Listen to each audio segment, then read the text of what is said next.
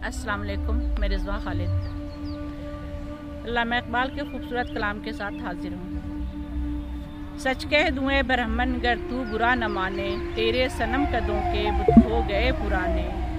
अपनों से बैर रखना तूने बुतों से सीखा, जंगो जदल सिखाया वाइस को भी खुदा ने।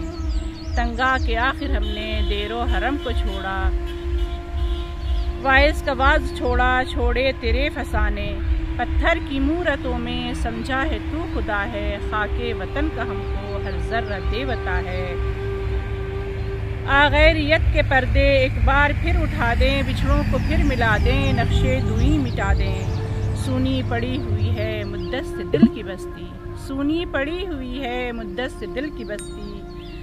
एक नया शिवाला इस देश में बना दें, दुनिया की तीरथों से ऊंचा हो अपना तीरथ, दामान आसमां से इसका कलश मिला दें। हर सुबह उठ के गाएं मंतर वो मीठे मीठे, सारे पुजारियों को मैं प्रीत की पिला दें। शक्ति भी शांति भी भक्तों के गीत में है, धरती के वासियों की मुक्ति प्रीत में है, धरती के वासियों की मुक्ति भी प्रीत में है।